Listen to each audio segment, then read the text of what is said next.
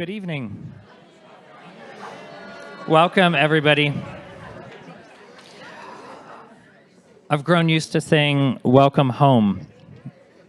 We've just wrapped up 3 incredible days of gathering in community, which hasn't happened since October of 2019 in this space with this community.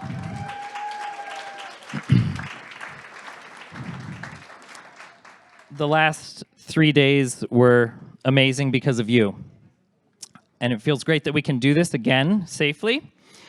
Today we've also welcomed a global community of guests through our live stream of 4 artist lectures throughout the day, which have expanded the reach of Medium Photo. Together we make up a community of individuals who value visual art and who celebrate photography. We're lucky to share this space with all of you on the current and ancestral home of the Kumeyaay people, the first inhabitants of the binational region we call San Diego and Tijuana today. I'd like to acknowledge the Kumeyaay Nation for sharing this land with millions of recent arrivals. And I'd like to thank them for their stewardship of this space and allowing us to live here alongside them. The land we live on and that we sit on is next to a fragile ocean, and there's a lot of plastic in it. I say this every year. As you exit, please recycle your badges. We have a bag upstairs that says recycle your badges here. Or if you prefer to hold on to it as a souvenir to remember our time together this week, please do. Last night we enjoyed a fundraiser dinner at the home of Dr. Stephen and Sandy Doros, where we raised more than $10,000 to support our 2023 scholarship program.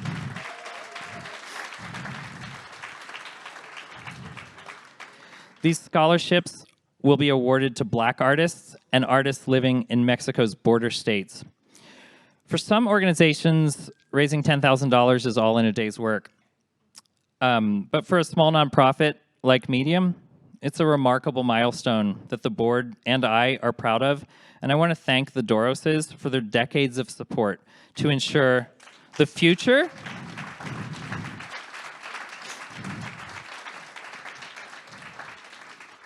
They are helping to ensure that the future and the history of photography continues to expand. You've all received a Medium 2022 festival guide, and if you haven't, we have some upstairs, and you should grab one on the way out. It's filled with information that you will benefit from after this festival is behind us. Inside, we've included a full-page spread that offers a window of support for photographers in Ukraine. Medium was instrumental in helping the Odessa Photo Days Festival begin in 2015. And we've served as a resource for the Odessa Photo Days since that time. I traveled to Kyiv and Odessa in 2016 to lead a workshop and present a lecture for the festival's 2nd edition. At that time, the war existed in eastern Ukraine, and there were State Department restrictions and warnings to not travel there unless it was essential. And I did, and I was grateful that I did. There were a lot of exhibitions, and I met a lot of amazing human beings there. This is a photo from one of the exhibitions in Odessa. In this picture, when I look at it, I see my friends Katerina, Serhii, and Katya, among others. These were people that I've been in constant communication with since that time, and almost daily communication today. So we've started a fundraiser to help Ukrainian photographers who have been displaced by the war. And I encourage you to help us spread the word about this fundraiser and donate if you're able to. The donations are open through May 31st, and they're inside the printed festival guide with a QR code that will lead you to that. This war has felt really personal to me because I made lifelong friendships in that country in 2016. I knew it at the time, and since this war has unfolded, it's really, it's become even more apparent how much these people mean to me. A little bit closer to home, I want to thank my assistants, Liliana Hueso and Joey Edwards.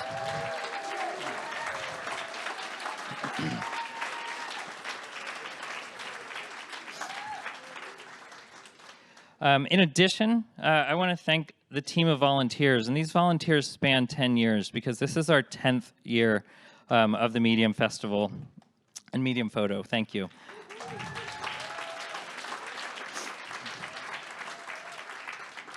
The volunteers who have helped us over the last 4 days and 10 years as well really are the muscle. They are the ones who make all this possible. So everything that you've experienced is due in part to them, to our board of directors, who all make up the backbone of the organization. And I want to give them all a round of applause.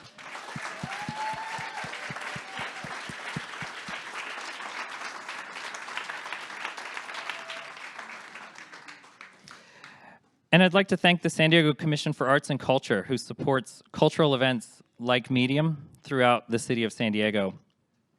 Our partners who have also helped shape this 2022 festival include Freestyle Photo in Los Angeles, the team at Bostic & Sullivan from Santa Fe, New Mexico,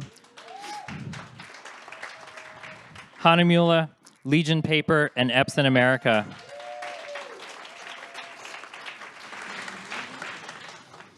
Tonight, I'm proud to welcome Lyle Ashton Harris to San Diego.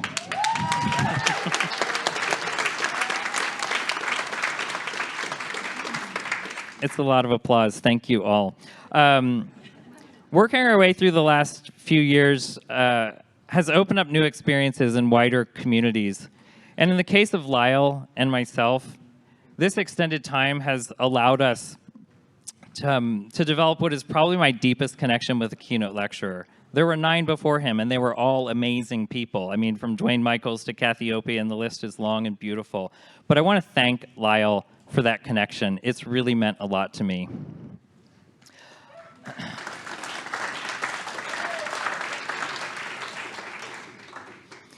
I've known of Lyle's work for decades now. I first experienced it in a photo history class with Jeffrey Batchen, and then through exhibitions where I would see his work, learn about it, and today through the expanded reach that we all have through social media. Lyle is often celebrated through his well-known body of work called the Ectochrome Archive.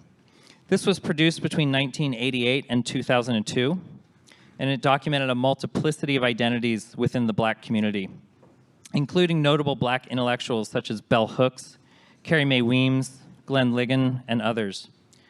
This work serves as an entry point to Lyle's decades-long career as a visual artist, which encompasses still photography, collage, video, and installation. Lyle has humbly said about his work with photography, quote, "I was just documenting in the manner that my grandfather did, or that Nan Golden did, documenting friends and family, events, and places that I traveled." Lyle's experiences living abroad, in Rome, then in Ghana, in addition to time spent in Dar es Salaam as a boy, had an impact on his creative work. As viewers, we are the lucky recipients of his international background, which comes through in a dynamic approach to his output as an artist. I want to share a few logistical notes before we get underway. One, if you need the restroom, it is down the hallway that you entered into this room. It's on your left.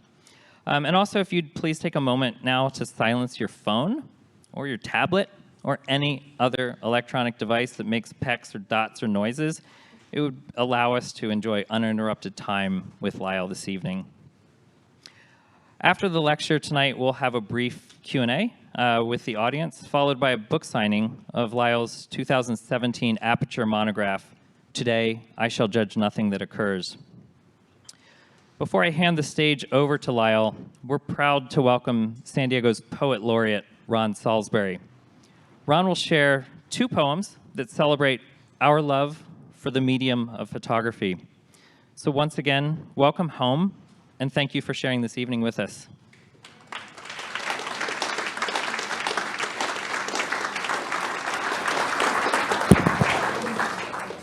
All you. I have this. Thank you. Oh, great. You don't need this.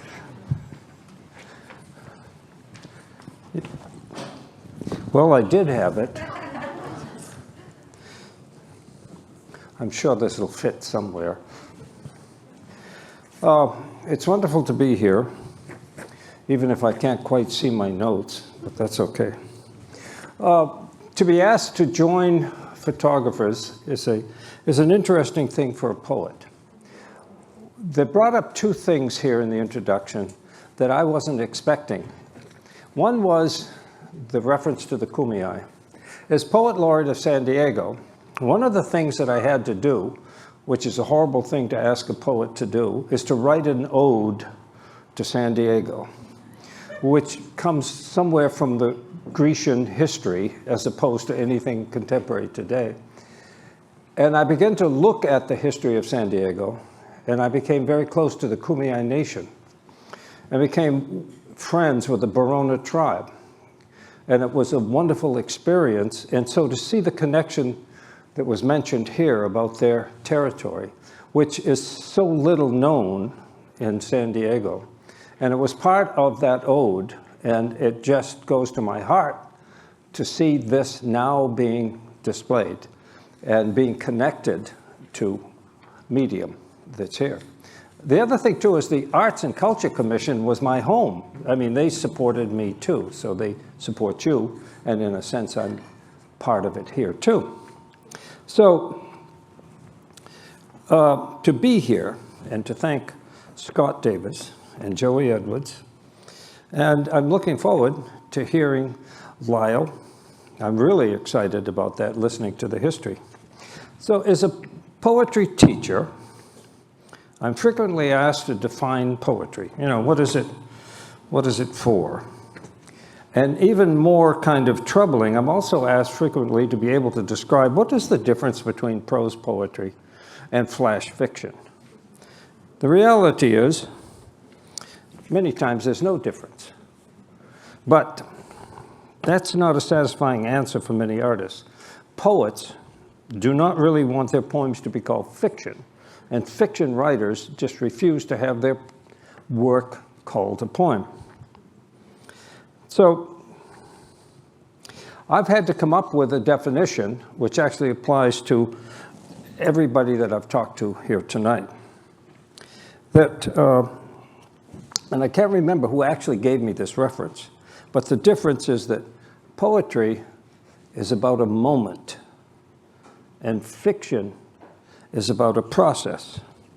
And so the wonderful conversations that I've had here tonight have brought me to realize, and as I began to appreciate the photographs that I have seen in my life, that they too have to do with moments, not so much process.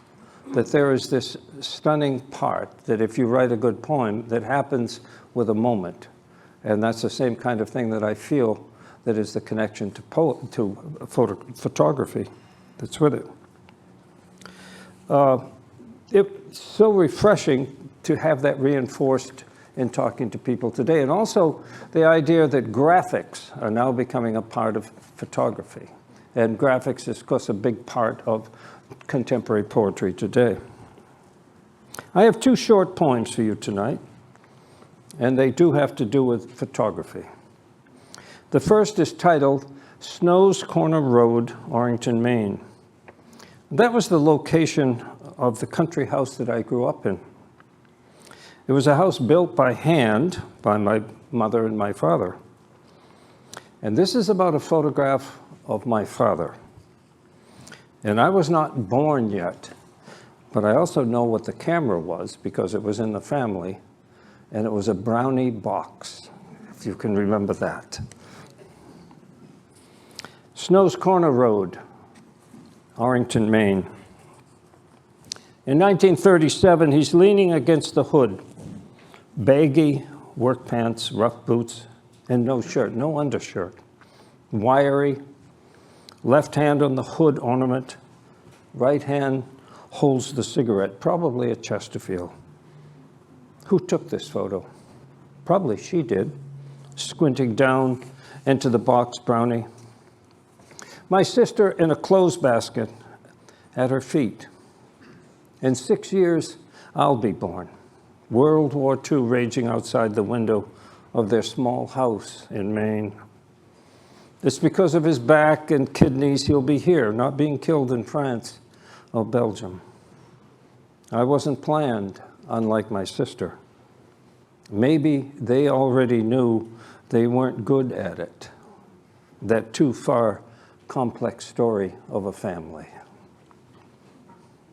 So this second poem is called I Show You the Salisbury Family Album. The first photographs I think I probably ever saw was a family album. They were little pie-crested photographs, and they were held in the page by those little gilt corners that were glued there. That was my first introduction to photographs. I'm the last of the line of my family, and the family album has passed down to me.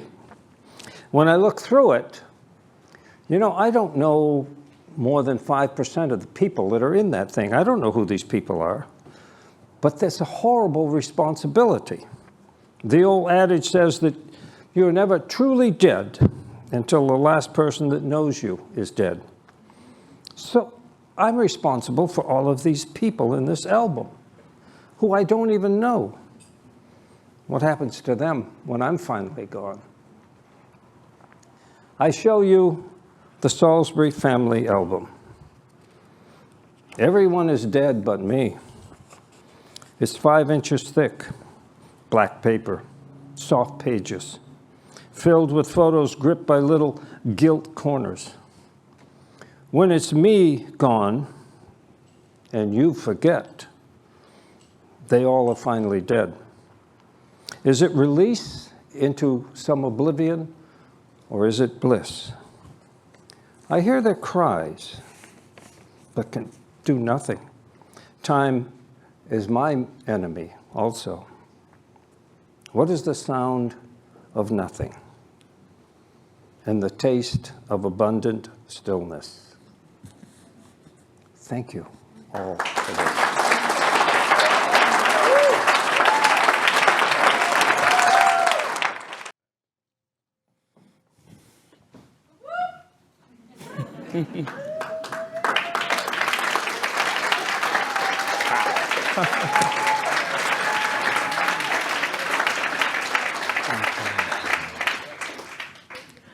Thank you, Ron. That was very, very beautiful. And the second poem made me think about an experience I had yesterday at the home of Dr. D and Sandra, where I encountered this vault of photographs. It just made me think about what we do here in terms of as custodians. And what I got from that poem is that what we do as witnesses to bear witness to others, both in our lifetime but also generationally. So I just wanted to sort of say that it brought back home and made me think about some of the work I'm going to talk about today. So thank you. It was very beautiful to hear you. Yeah, I'm very humbled to be here this evening. I just want to start by saying that, and I would like to thank first Scott Davis, and let's give him a round of applause. It's a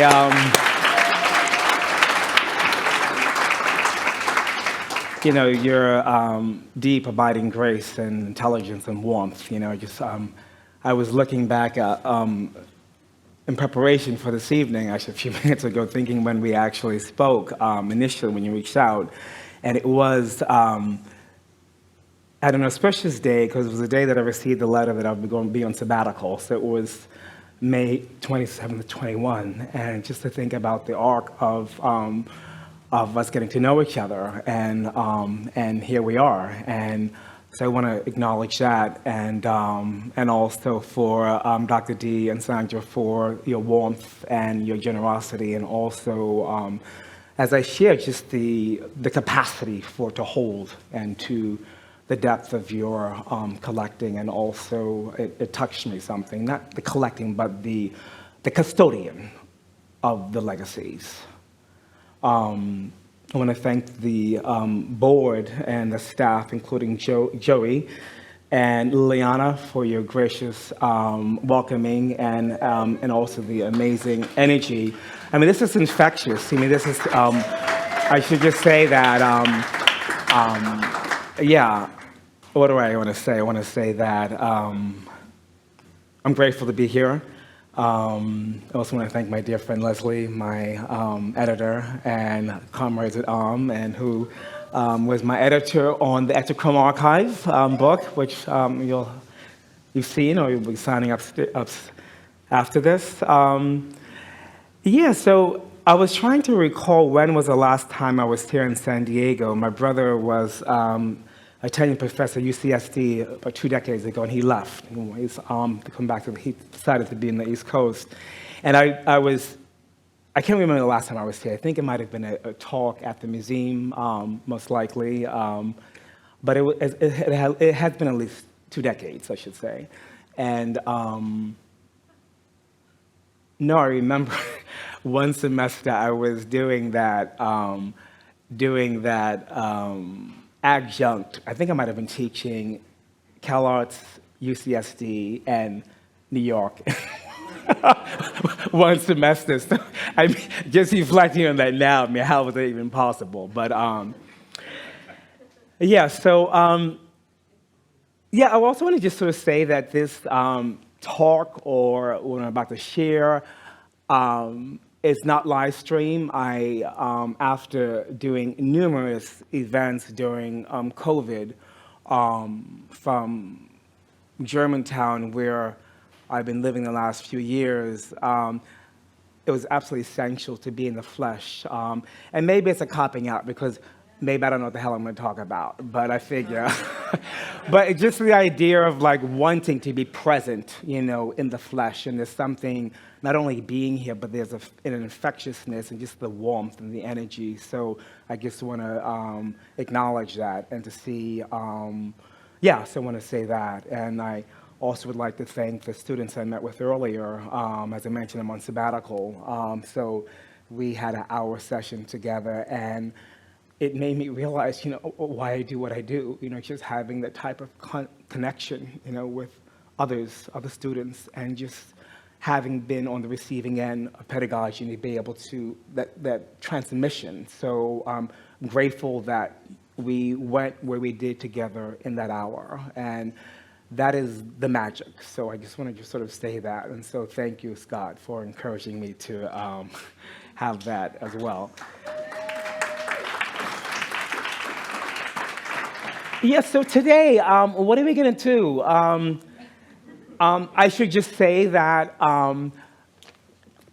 normally I would, I know how to roll out, if you will, high wattage works, and I know how to razzle and dazzle, if you will, but we're not doing that today. What I wanted to do today was to begin to look at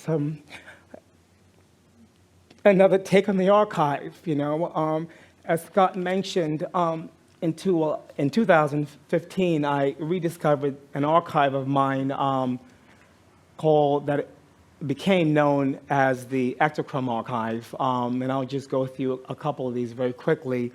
I was in Ghana living for 7 years, where I taught for NYU, and upon my return, I was grieving at the end of a 7-year relationship. I returned to New York, and a friend at the time, who was strange, but Isaac Julian, asked me to use some of my snapshots, if you will, to illustrate the catalog for his exhibition at MoMA 10,000 Waves. So I had deposited all 3,500 slides in my mother's house in 2000 when I won the Prix de Rome. Everything else went into storage, but I figure I'll put the slides in my mother's house in case there's a fire in storage, knowing that there was a spiritual, the house is shrouded, and I felt safe of having the artwork, not the artwork, but the slides in my mother's home. So anyway, that was in 2005, and over the course of the next 5 years, these works have developed into an installation, a book that I published with Aperture, and then an installation that culminated in the Whitney Museum installation, and prior to that, the Sao Paulo. And so where I'm at today is that this is another iteration of the deployment of the archive, which consists of prints. This is at Bard, Bard College, that it also included journals. and then also, most recently, the selection from the Ectochrome Archive at the ICA in Miami. And it was the first show that I had that I did not attend to until the last week of the show that was up for 6 months due to the pandemic. So, but I want to take you elsewhere and pull back the curtain. And so this talk is really about exploring aspects of the process, my relationship to photography, mark making, the journey of life, and in looking, and as well as the palette of the images that I are only now in the last 6 months, with the help of a relatively new assistant, Ryan Rudetsky, who started working for me in September after I got the call from Scott. And in getting ready for this particular presentation today, I was thinking about, I gave him a prompt. We're working on a book together, and I gave him the prompt to be looking at a series of images that have not been shown before. So this is another entry point, if you will, into the archive. And this is in '89, after my first semester at Wesleyan, at CalArts, where I was studying with the great late Alan Sekula and Catherine Lord. I went back home for Easter, and I encountered in a way with fresh eyes, a wall in my grandfather's home. And in a way, it was a memorialized wall honoring the family's strength, accomplishments, and progeny. And it made me think about the idea of a constellation, how this was assembled, and what it meant for my grandfather, who was an economist at the Port Authority and who actually shot over 10,000 slides to create this arc of, let's say, his family life and what it meant to encounter that as a child. But it was only after being in grad school for a semester that I began to relook at what this actually meant for me today with those eyes. So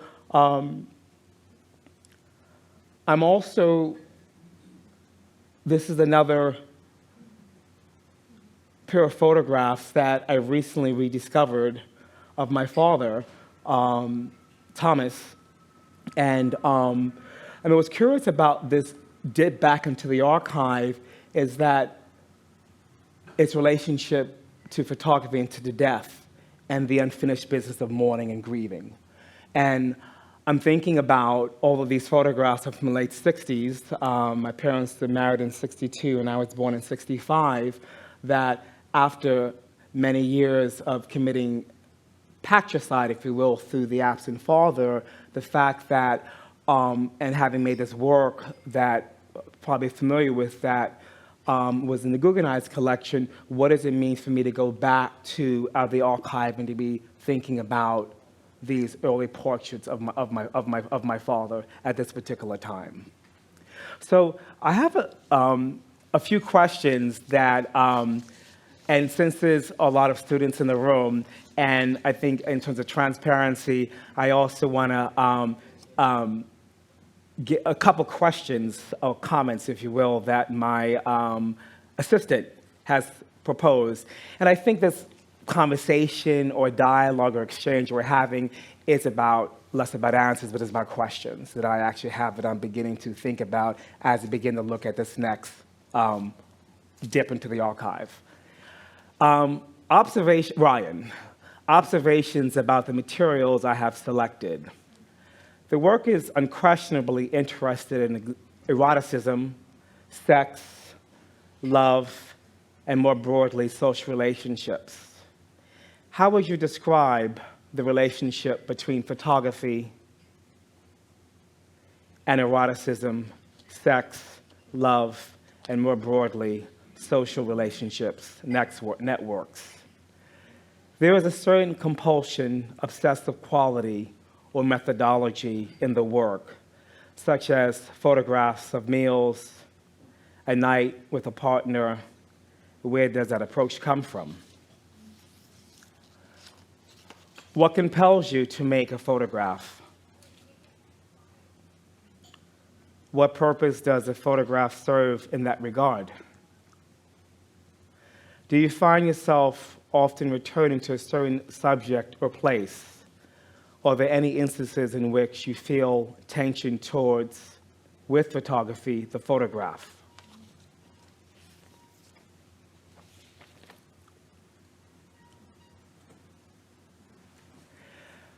So this is another photograph that was recently unearthed. Again, I mean, what is it about? And I think I'm going to just read a quote from this extraordinary interview, the Walker Evans interview with Leslie Katz. And it talks about the idea of collecting. And you're a collector. You collect postcards, found objects. Is there any relationship between your collecting and your work? A great deal. It's almost the same thing.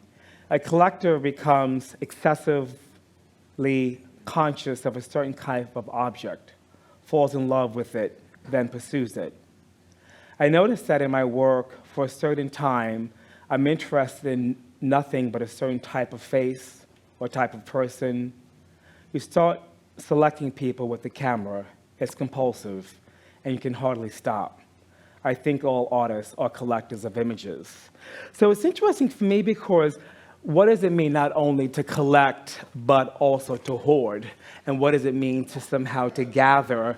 And now, 20 years later, this is to actually be processing something 20 years later after receiving it. This is a photograph that my mother, who says, guess who, it's a photograph of a wedding, South Africa, Bloemfontein. My father was South African. He was in exile for 30 years. He left after the burning of the passes in South Africa in '59, traveled with 11 guys comrades from Bloemfontein to Dar es Salaam, and was involved in the creation of the armed wing of the ANC.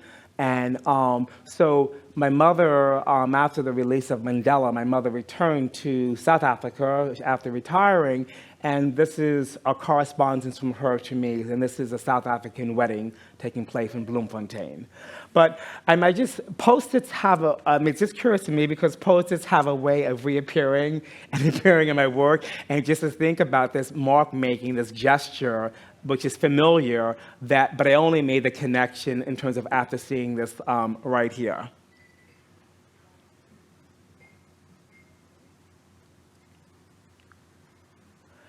Discursive photographic interest.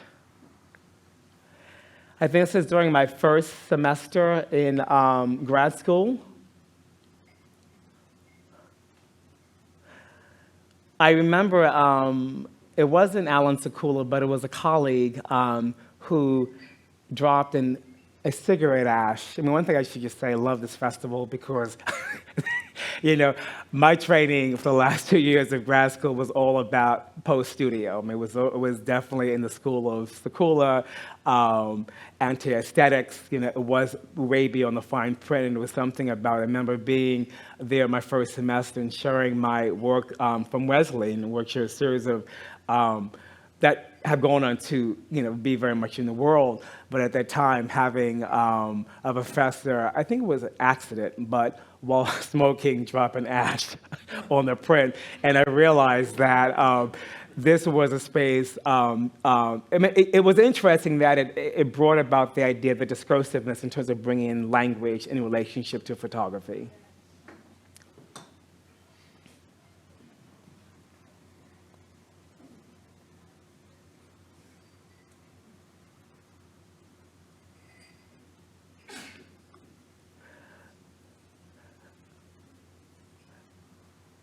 I met Hershey. He was a sex worker, hustler on Santa Monica Boulevard. It was the first and only time I did crack. And he gave me this contact sheet of a photographer who had photographed him, and Hershey later appeared in a work of mine called The Watering Hole. But it was interesting to see the almost Mapplethorpean framing, if you will, and the fact that there's almost this exchange, if you will, of this contact sheet that became part of my archive. During that Easter break, '89, I began to relook at a series of, again, collections of boyfriends, one-night stands, etc. But it was the first time I began to bring together, if you will, disparate images and to see the type of connective tissue that was existing between images, vernacular photographs that I had collected.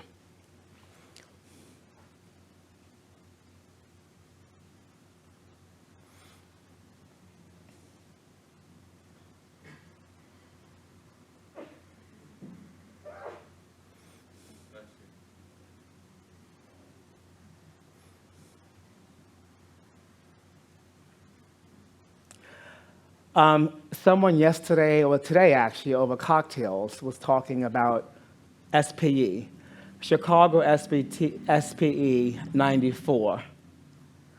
The image on the right, of the collage wall from Silver Lake, again, I've only seen these images very, very recently. These have been stored away, and what was uncanny about encountering this is that just to think about the idea of mark-making collage, and this actually predates my first blow-up, quote unquote, by 20 years. And it was uncanny just to see how this mark-making, this gesture, was part of the everyday of this is my living room in Silver Lake, and the fact that the actual blow-up came into existence 20 years later.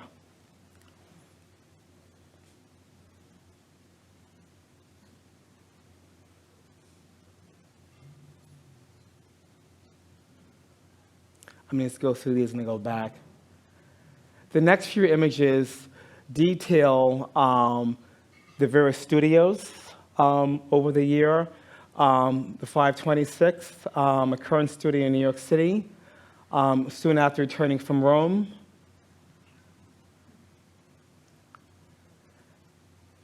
The one on the left is my studio before I left LA, and on the right, at the American Academy.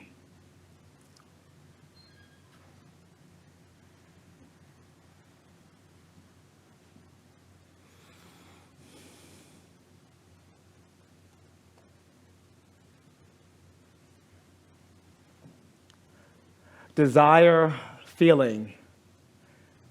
I desire to feel free, whole, and love. The feeling will be acceptance and intimate and safe and sensual and fresh. The feeling will be unfettered, erotic charge from my youth. Is that still possible at 57? And erotics with safety and joy and filled. The desired feeling is without embarrassment. The desired feeling is ripe and sustained intimacy. And a charge that would inspire and smell good and pungent and fresh and salty and safe.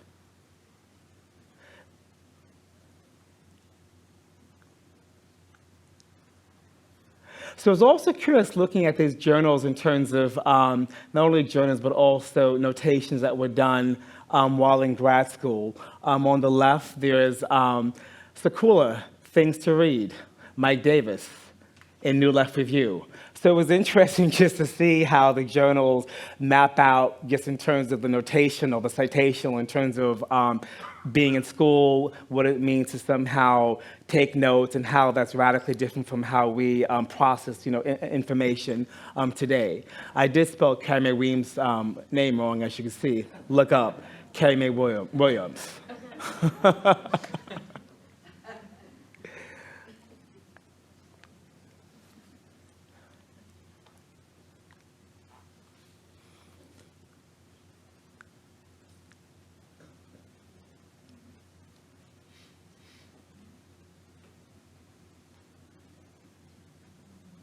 What's fascinating to me about seeing the how, and I should just say that all of these, there was something about the intimacy of the Polaroid, the immediacy of the documentation, that these interior shots, these shots of libraries, these shots of still life, if you will, only exist in the form of Polaroid.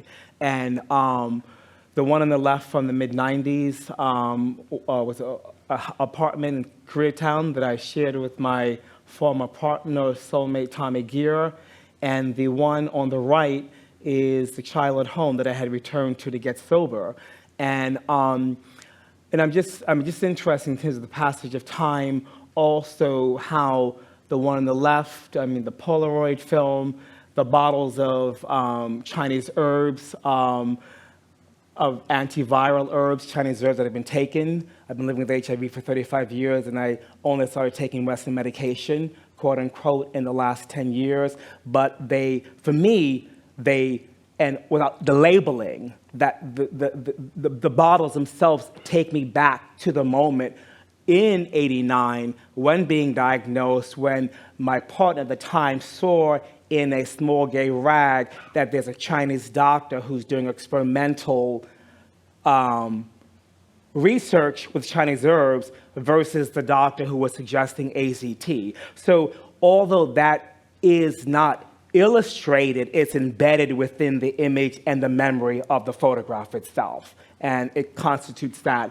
Similarly, the image on the right, in terms of, makes me think about that one may not be able to see it, but you feel it in terms of the type of the almost spiritual energy and psychic energy that I had to draw on in order to embody the transition back from LA to get sober, having bottomed out, and what it meant to return back to my house of origin after having a show in New York Times, etc., and what it means to reconstitute the self back at the family home in the Bronx, while my stepfather was dying in South Africa on the heels of my grandfather's death. So I'm thinking about, in the book, we have a copy of Excessive Exposure. We don't have a copy here. But in the book, there is a photograph of Mother Dear and Captain. They were from Jamaica, and they actually had to give me a potion, if you will, because of the whole Southern California had on me. So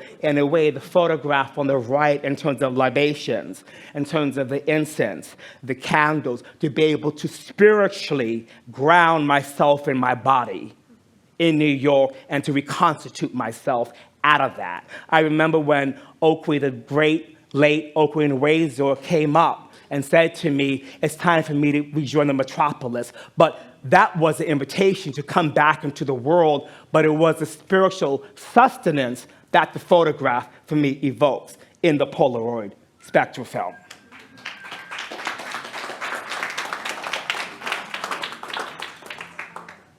So after my grandfather, I'm very close to my family. After my grandfather passed away in '97, my grandmother and my mother, who just returned for burying her husband, they did not want me to leave. And it was my dear friend and patron, Aggie Gunn, who encouraged me to go to Rome.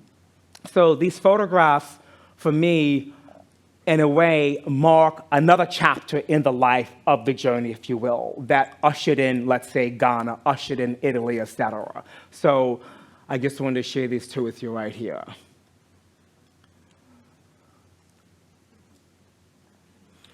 So as I mentioned, I lived in Ghana for 7 years, and I got invited there for a semester to help start the art program there. And I fell in love with the people, the culture, and Prince, who is an Ashanti. And through him, I was able to have a deep exposure to funerary culture.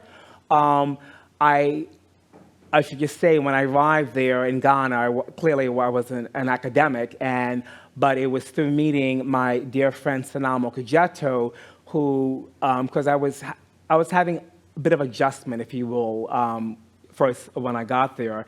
And so she said, come to my father's house, and a friend of us having a 40th birthday party. And I didn't know that the friend who was having a birthday party was a legal advisor to Kufuor, who was the president of Ghana, sitting president at the time. And her father had 4 to 5 newspapers on his payroll. But it was Prince who, working class, but is the grandson of the village wife of Kufuor. And I remember being at the African Regions Hotel owned by Kufuor's son, and to have Prince in Ghana, as you know, is a deeply classist culture and society. Go figure, it's a British colony. But anyway, and to have Prince have the agency to somehow say to someone from a radically different social class that we're related. And so I do credit Prince with the deep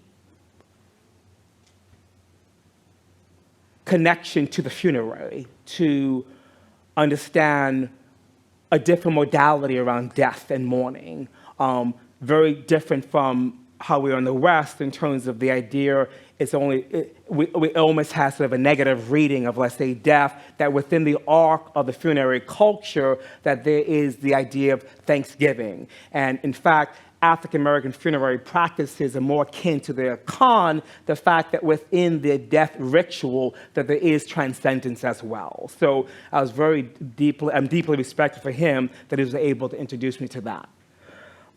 This is the Dead Sea in 2016.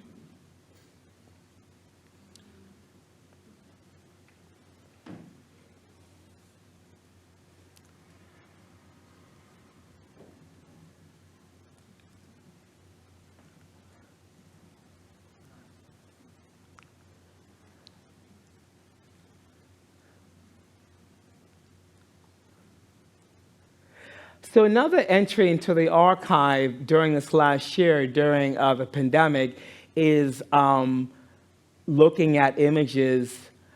I should just say the Polaroids were all upstate, being worked on in the Catskill studio. Simultaneously, I have had a couple of assistants actually go through thousands and thousands of black and whites. And these are images that I have never shown before. And these are, I don't think you've never seen these. So these are, they map, and it's interesting because in a way that the Ectochrome Archive is considered, let's say, intimate in very ways, but I love the deep dive and the fact that, in a way, it's sort of akin to some of the sentiment, if you will, of the writing, that what does it mean to return to the past as opposed to reimagining the idea of the body, let's say pre-internet sexuality or intimacy, and it's interesting that it was not my generation, but the generation of the students I met today who were actually saying why this work is necessary and vital today. We need to see these images today to think about what does it mean to have an intimacy or sexuality that's not mediated like by social media or liking or framing the body for the other as opposed to engaging in relationship with another.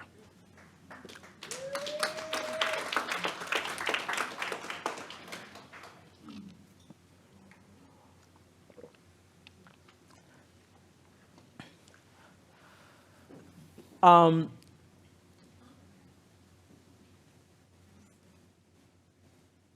it's curious, I mean, what I love about the image on the left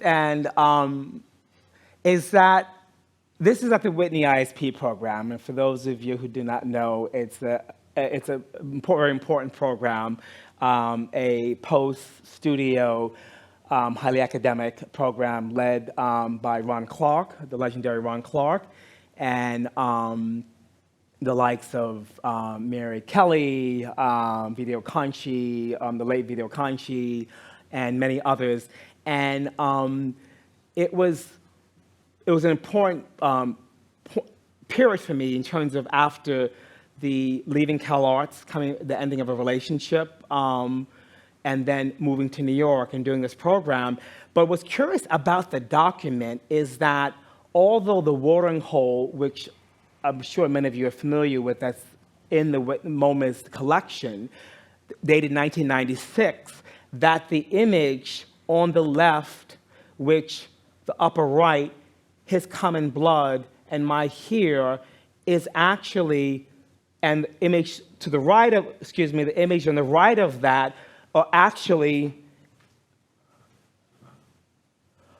from Life, from People magazine, blown up, of victims of Jeffrey Dahmer. And it's curious about how the image, this Polaroid from 91, shows that the early mark making, the fact that although the work is dated in 96, is that the image shows the process of turning it over, what it meant to somehow being on the set of a Richie Havens concert and have the story broke that Jeffrey Dahmer had killed these young men, primarily African American, Asian young boys, and what it meant for me at that moment, being queer and growing up and being told that homosexuality is associated with pedophilia, when we know that most pedophiles are straight with 2.25 kids, the white picket fence, etc. And what it meant for me to, over 5 years, to have to work through that projection. If you look at the last slide before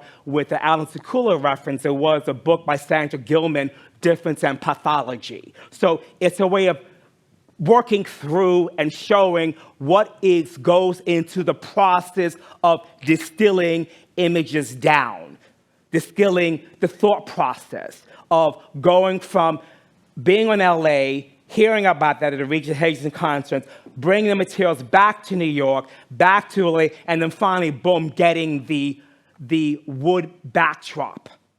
But before that, there was the working through, having the ISP be a rare witness to the experiential. So that's why the photograph's important to me in terms of the rupture of the image.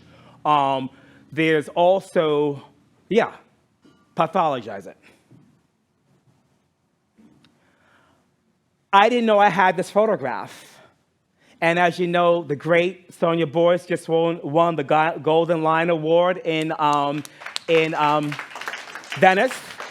And I took a risk with this photograph because, as you know, it's a beautiful photograph and it's exquisite. But it just brings me back to the moment at Cal Arts where under Stephen Levine, Kathleen Lord brought Jonna Comfort, Bell Hooks, Marlon Riggs, Isaac Julian, and what it meant to me as a first level in grad school to have the infusion of that energy and just to think about the legacy now she's in Venice. So it speaks about the trajectory. At that time, did we imagine that Sonia would be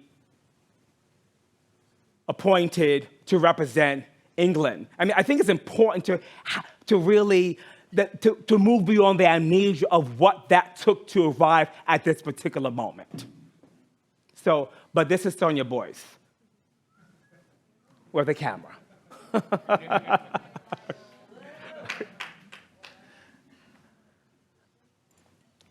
So Plymouth Boulevard,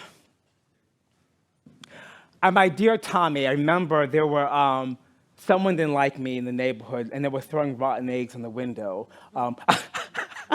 I don't have a photograph of that, but it always transported me. So I eventually wound up going to the Los Altos, which is with Sheikah. But here you have Isaac Julian looking at 4x5 transparencies.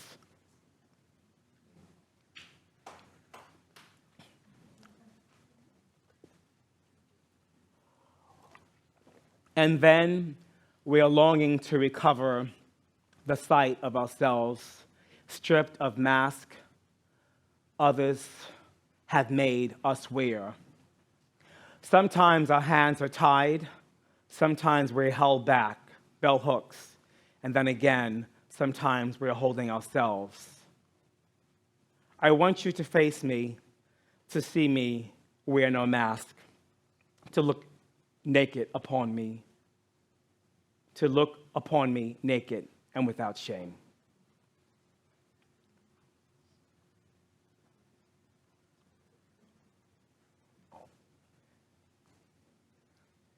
my brother hosted a party for us in the early 90s, and it's interesting because, again, I mean, it's like the absence of what it meant to be out and to be intimate and to be dancing without the having, I mean, just having, where's that phone, You know what I'm talking about? And there's something about the joy of, let's say, physicality and being with people, and also just thinking about New York at that time, There's, I'm going to just name drop a couple. Hilton is in the third row in the middle, as you can see.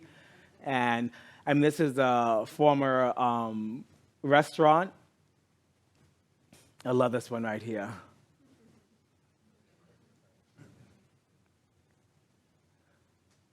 Classic man.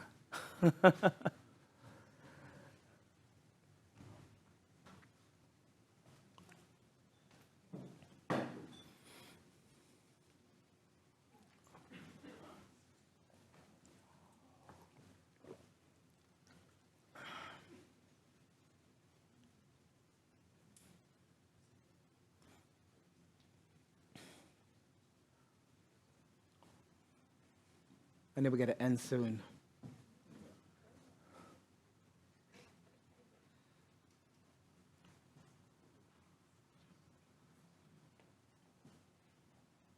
I don't know. I mean, I'm going to end soon, but it just can't be overstated. I mean, not to, I guess, overdo, but just thinking about I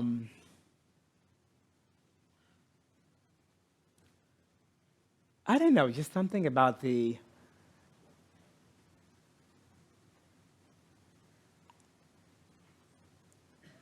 how the photographs for me, how these 3 Polaroids, I thought for me that it almost doesn't get more pure than this in terms of, because it symbolizes the moment in which I left LA and came back to New York and moved back to my house of origin to reborn, if that makes any sense. And there's something about that journey, and whether the photograph that's in Museum of San Diego's collection right here. There were early collectors of the work, but that's in an interview in Flash Art magazine.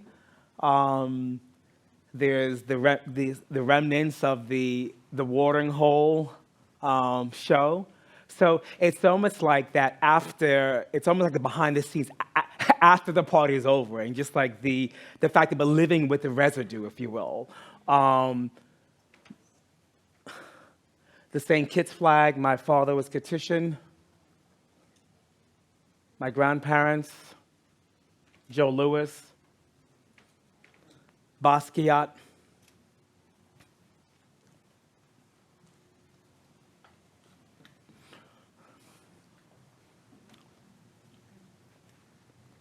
Mother, the preparation for this journey back to New York and separation is intense, lonely, yet I continue.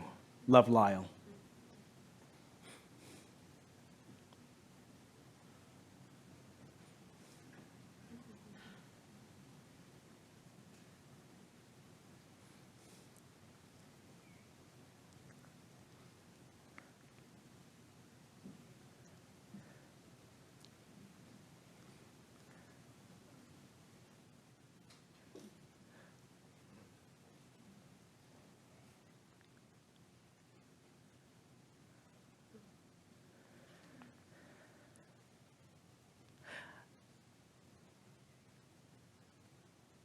It was a struggle in terms of, let's say no one knows my work yet. It's important. It's important to show a work.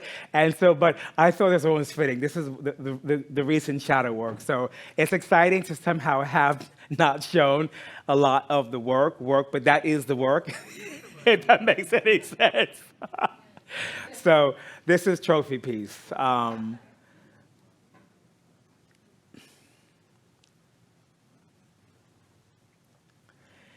These newspapers have migrated, from the home to the studio, and I can't seem to let them go. And I feel like it was very beautiful today, meeting with the students, and if I could just share, I didn't know what I was going to do, but I just read a quote and I'll read it here. In a way, the death of the mother was fortuitous in that it confirmed something Barthes had suspected. This is Jeff Dyer, who's doing the introduction to Camelousita.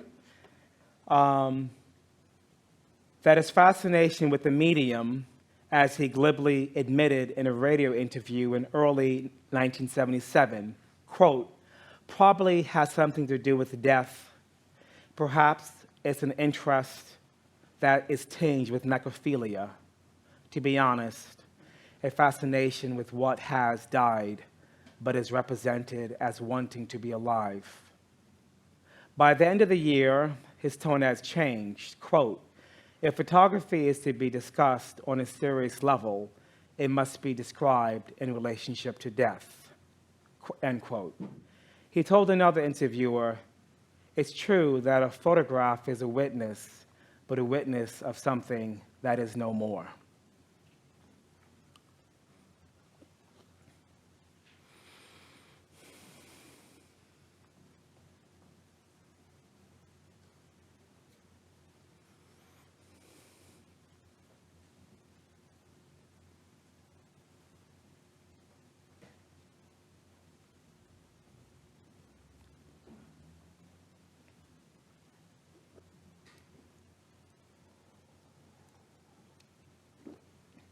Thank you.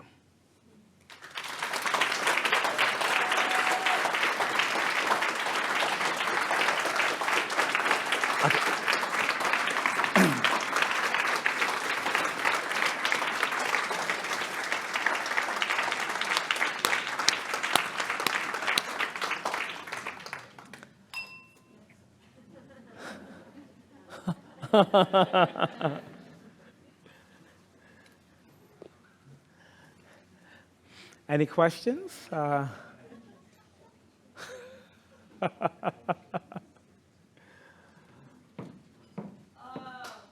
Oh, thank you.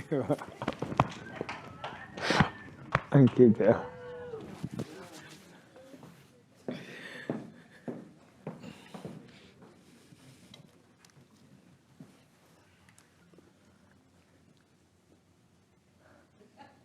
Or comments? I'll say thank you for an incredible evening and performance. This was magical. Thank you. It's great to be here.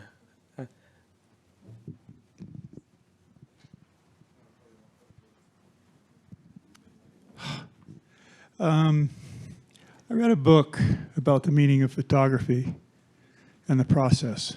I'm sorry? I read a book about the meaning of photography and process.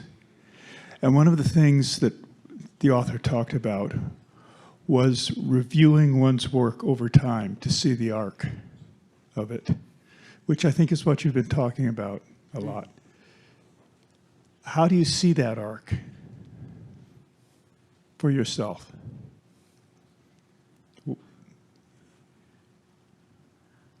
And does it give you any sense of where you're going?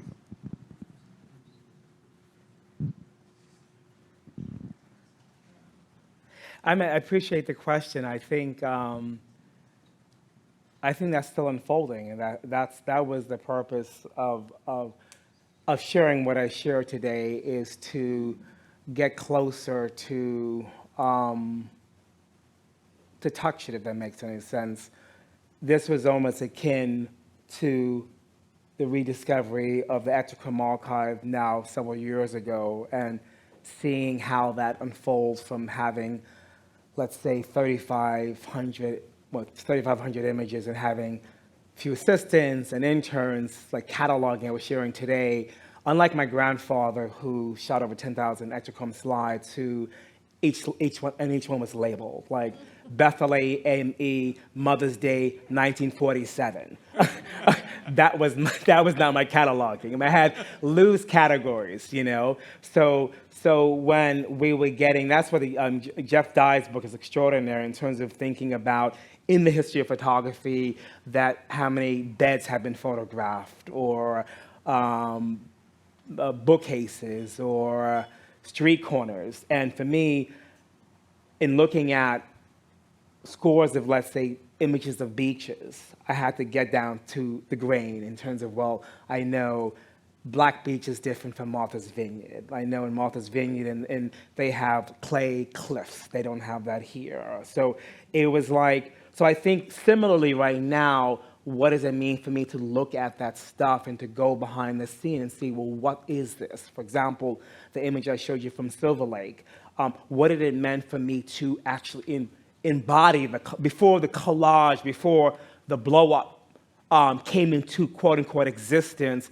at Rona Hoffman in 2005, where Oakley and Razor saw it there, then it was shown at the Sevilla Biennial, it's the Guggenheim, wherever. That 20 years before, that mark making, that embodiment, that gesture, that everyday, that vernacular was my process. So in a way, it's about me coming back to the source, because with the placement of the blow-up painting for the highest price ever for a work of mine in Basel, the question is, it's not about the price, it's about me coming back to the source. So this gesture, this moment is about me opening up, well, what else might be possible for me today? If that makes any sense. Bringing it back to home. Cool. So that's where I'm at right now in terms of the process. But as far as, there will be I hate the term survey, and we're not using that term, but it's going to be a thematic show, looking at work over 30 years, starting at the Rose and going to the Nasher. And there, they're looking at various thematic clusters. So that's been curious to look at their work. I mean, to answer your question further, when they pulled out works from the Americas, from my undergraduate work that's in the Guggenheim collection, or let's say all these other institutions, to look at that, oh my God, yeah, there is something about seeing the accumulation of these works, but that's not what this is about. That's about institution. This is about another level of my own healing, my creative process, me going in and unearthing what that was about, to go back to the source, if that makes any sense.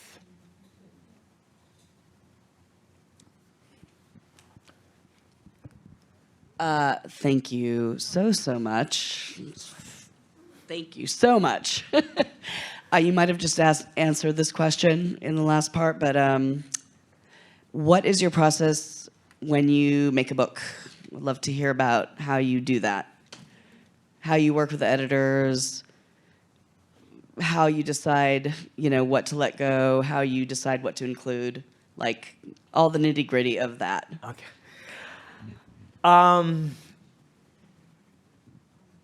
I'll start by saying, Tom McGear, a soulmate of mine, in 2000, in probably 98, it could have been 99, it could have been, no, it was before The Good Life. So it was before 94, where I was craving for a book, craving. And when we went to McNally, what's a bookstore in LA, famous bookstore in LA that's been around for decades? The last bookstore? Ingles, yeah, Ingles. What is it? So we went there to see a bunch of books, and I was so blinded with envy. You know what I'm saying? That Jack has 5 books or whatever. You know what I'm talking about? So I was so caught up in my own shit that the purpose of that trip was the bookstore was to see different ways how books come together. Mark make a different, and so it took me another 10 years for a book to manifest, for me to do some spiritual work, for me to grow, and have a more open heart. That when my first book came out with Anna Devere Smith, and that Greg Miller, my publisher, and we worked in that. And Greg, although he is a major banker, he's in the financial side of publishing. So he's the kind of editor who will stay up to midnight to work on the book. So similarly, it's also, it's a collaboration, obviously, making a book. And I may be very dear to certain work, but that's the beauty of having a brilliant editor like Leslie. And it was almost like, wow, just what it meant to have not only a trained eye, but it's an anointing, I would say, for an editor to be able to place. And so you did a brilliant job, and it was deeply instructive to see how that works in terms of giving a power and the relationship that actually happens, between working with a deeply, gifted, editor and someone. So it's a dance, I would say. It's a play. Thank you. So Lyle, how do you stay in the moment? I go walking twice a day with June for 45 minutes each. I meditate. I'm looking forward to cooking the next time I come out for you all. I cook and I cook and I cook. I love cooking. I got into making my own stock, which is it's actually very easy to make your own stock. I have no idea. But during the pandemic, I took a Zen, I've been joined a Sangha, and we read the book, Stephen Levine's A Year to Live. And imagine reading that book during deep COVID, and it was deeply powerful in what it meant to, I've seen the Dalai Lama, I take workshops, Pema Chodron, but it was all up in the head, and what it means to actually to be able to sit and to take my seat for a half an hour was an absolute miracle. And in fact, to be able to develop that practice. So I sat before I came down today. And I go for walks in gardens. Thank you. Yes.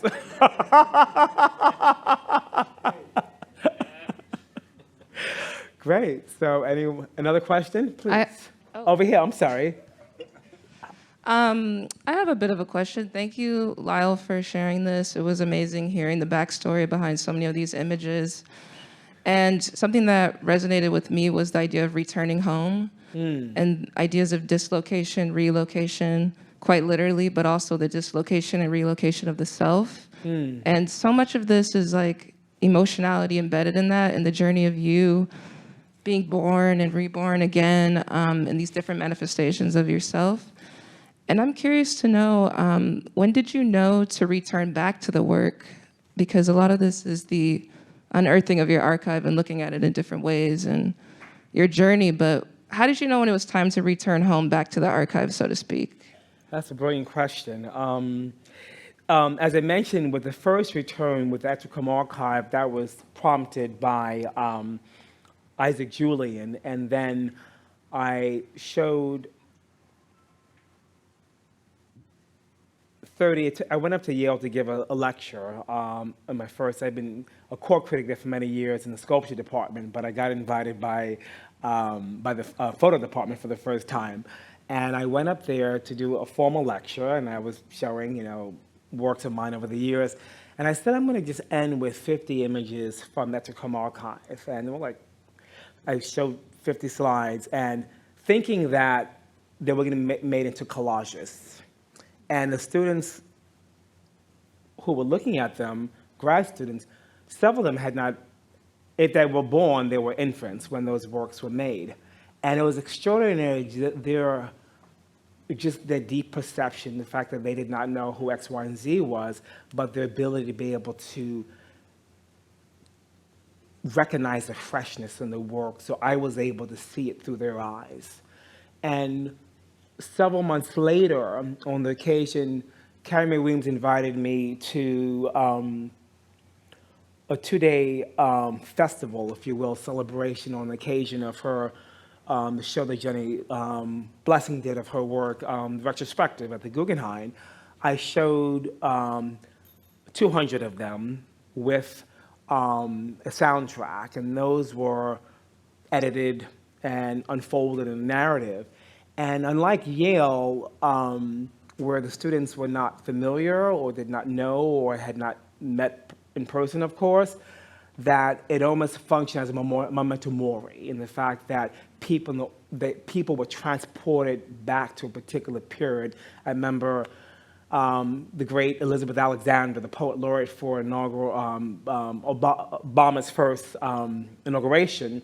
She was crying, and people, because they were being transported back to a particular period that resonated with them, and they could experience both the grace but also the loss of that. So, so that in a way was the propelled me, if you will, to go deeper. And so, but as far as this new dip, I think it was I was upstate for most of COVID and the staff wanted to continue to give employment, and I wasn't there, I was working upstate. So I gave them the assignment to start cataloging all the work in the studio. And then, so that's one aspect, and that sort of culminated in the black and whites that you saw. But as far as the other materials, I didn't let them touch any of that because I knew I had to be close for that. So I was introduced to this young former Bard student who is the photographer at Bard, brilliant woman. She was rock and roll and she died 2 years ago. Barbara S. Thank you. And Barbara was on, I gave a Zoom talk during COVID, and Stephen was there, and that was the last time I saw her. And it's a great question because it was an assistant/student of hers who witnessed her passing and was there, that I knew that he had the fortitude to go through this archive. And those are the questions that I read.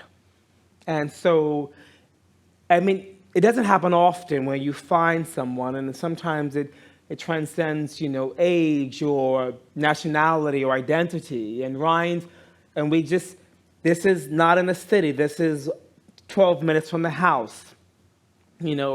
It's at the Foreland. It's on the Catskill, the creek, and the fact that to be going through this stuff, and to be putting it in archival boxes, and then we're just like even with the watering hole, just thinking about all the back matter, all that stuff, and I really needed to. I didn't want to because I wanted eventually may go to the MoMA, but I wanted to live with the stuff and just to see all of the stuff that went into the work, and it's sort of it's so easy to get caught up in that. It's about production and, producing, and the fact that I wanted to value just the process and the work and the stuff, all that back matter, even like Nan Golden's show at the Whitney, the MoMA, a few years ago, it was the ephemera, or even the Basquiat show that was at the Guggenheim. It was the ephemera in the vitrines with the early newsprints of Michael Stewart. It's that stuff for me. I'm into that. That I go for the footnotes and the citational.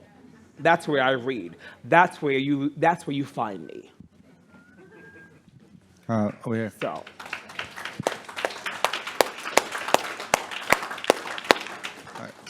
So I just wanted to ask if throughout all that time, did you always feel honest with your photography, and if did you feel more success towards the honest photography or dishonest photography? Say that again, please. Did you feel honest with all of the photography, or through the growth of your success, did you feel honest with all of your photography? And if you did, what did you feel you gained more success through your honest or dishonest work? Well, interesting question. I remember when Kathy Ryan, the great dear friend Kathy Ryan, invited me to shoot my first cover story for the New York Times Magazine of Marianne Moore, who was the prompt, Kathy didn't give me the prompt, but one of the editors, her junior editors, gave me the prompt of Marianne Moore, had conceived her twins on crack, was living in Cabrini, the late Cabrini Green, and she was working 8-day or 12-day shifts, and there were the whole narrative. And I remember growing up in the Bronx, in an educated family, and having my mother. I guess I'm so deeply grateful for, there was a critique of stereotypes of the other. And that's something even before Wesley, Callis, or wherever else, the fact that I understood the power of the image to either ennoble someone or to degrade, if that makes any sense, for lack of a better term. So when I was asked to do the job, invited, I remember the late Bell Hooks, great Bell Hooks, said to me, you could go there and to shoot this portrait, and it's not so much what you see, but it's how you choose to open up to what is possible in the exchange. So I said, in any exchange with photography, for me, it's important that I am open and that I do not bring baggage, luggage, or wherever else you want to call to the image, that I actually able to see the person. And I remember when I came back, when this ignoble portrait of this woman with holding 2 turkeys, I mean, the reason I love the Times, the New York Times Magazine, that is because they've always had to take my work to the top editor. And not just the photo or the design, they got to go to the top dog, because this image is about wrestling representationally. And we're going to do different things. We're going to do something different here. So, if that answers your question. So I think are we done, or do we have one more? Who wants to close us out? Over here.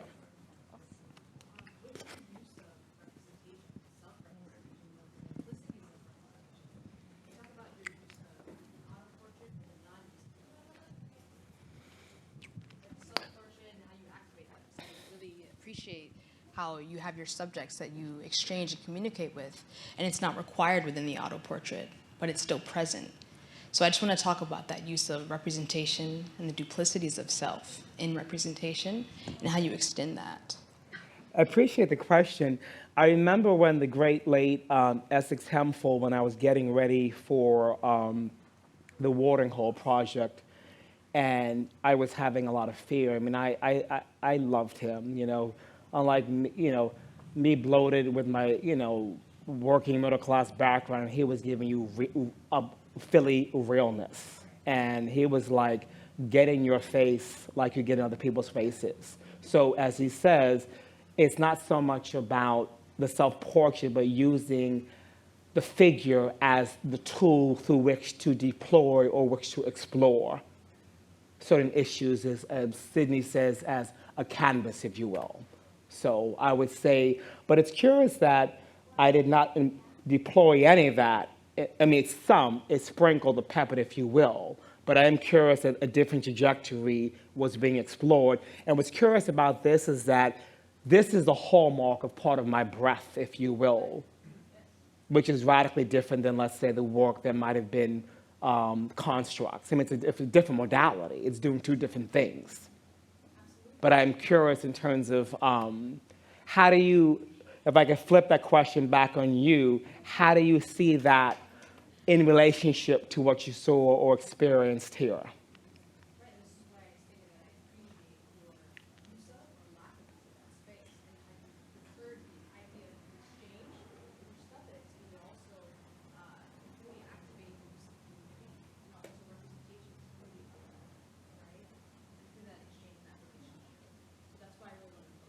I really appreciate it. Thank you. Well, this has been, I'm sorry, we have one more question in the back. Please, thank you.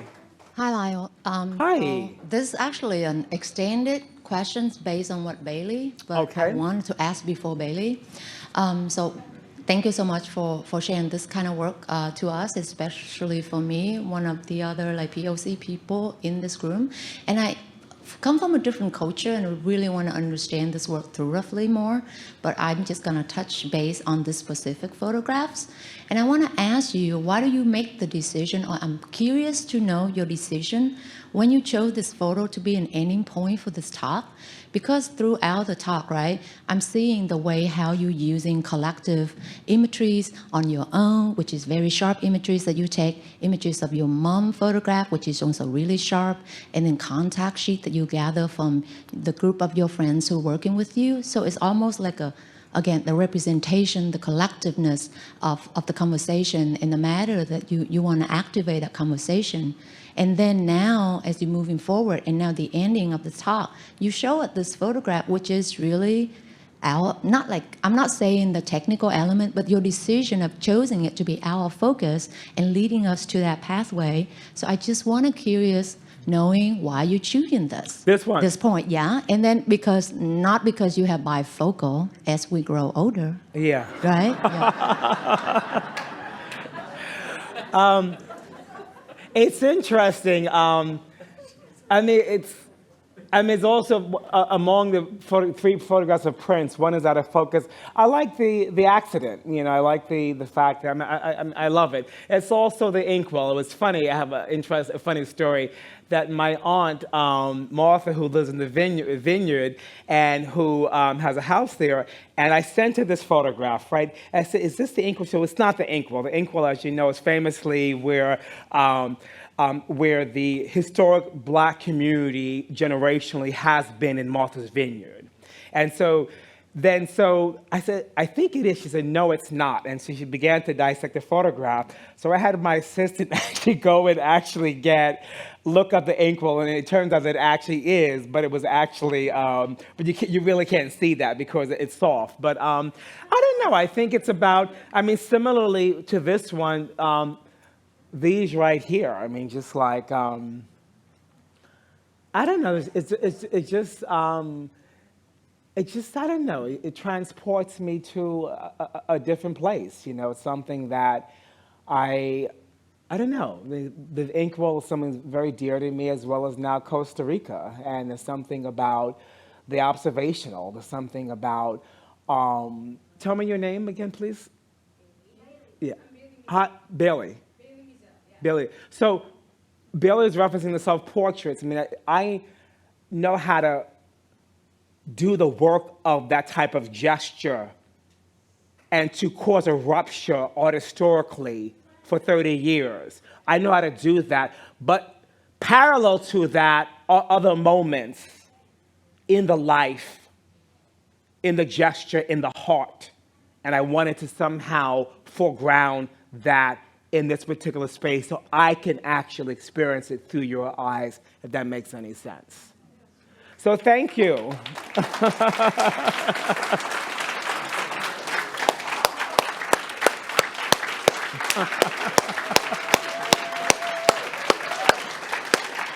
Thank you. It's been a real joy to be here, so thank you. Thank you. Thank you.